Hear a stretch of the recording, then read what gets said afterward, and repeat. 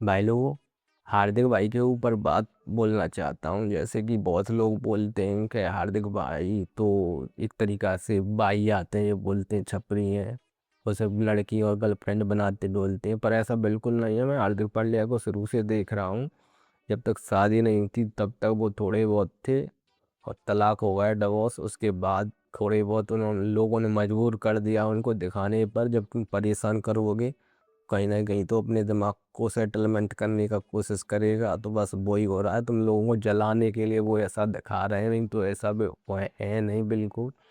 और बात आई दूसरी कि उनकी वाइफ के ऊपर, कि वाइफ ने बोला कि धोखेबाज है, पर मैं अगर चीज़ों को रिलेट करूं तो बिल्कुल धोखेबाज नहीं है। क्योंकि ये समझो, उन्होंने उनकी वाइफ ने उससे पहले एक भी बार शिकायत नहीं की थी, जब तक रोहित शर्मा के साथ उनकी थोड़ी अनबन नहीं हुई थी। उनके रोहित शर्मा के फैनों ने उनको ट्रोल किया, छपरी और फलाने एयरपोर्ट पर परेशान किया।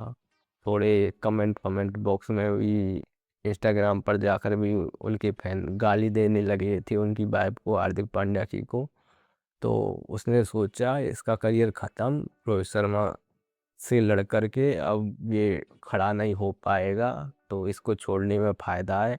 क्योंकि उस वक्त हार्दिक पांड्या को सबसे ज़्यादा ज़रूरत थी, उसी वक्त उनको याद आया कि ये धोखेबाज है, ये चीट कर रहा है। उससे पहले एक भी बार चीट नहीं हुआ था, और अब एक भी बार अब चीट नहीं हो रहा डिवोर्स के बाद।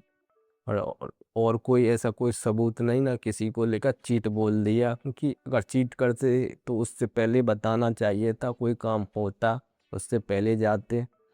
बिल्कुल एंड टाइम पर जब हार्दिक पांड्या बिल्कुल फंसे पड़े थे तभी उनको चीट दिखाई दिया। इसका मतलब आदमी सिर्फ मौका देख रहा था अपनी जान बचाने के लिए, और उन्होंने जान बचाई, हार्दिक पांड्या को अकेला छोड़ा, और ये समझ लो। और सही हुआ, हार्दिक पांड्या बच गए ऐसे लोगों से, और मौका दूसरा नहीं दे रहे तो बहुत बढ़िया है, क्योंकि ऐसे धोखेबाजों को रखना नहीं चाहिए मेरे अनुसार। तो तुम्हारा नताशा बहुत ज़्यादा, जो नताशा भाभी है बिल्कुल गलत तरीके से गलत टाइम पर हार्दिक भाई को धोखा दे करके गई है। ये समझ लो कि अब हार्दिक भाई को जगह ज़िंदगी में देनी नहीं चाहिए। उनको घर पर आ जाती हैं तो मैं तो चाहता हूँ घर पर भी नहीं बुलाएं तो ज़्यादा बेहतर है, क्योंकि धोखेबाजों को कोई जगह नहीं है ज़िंदगी में।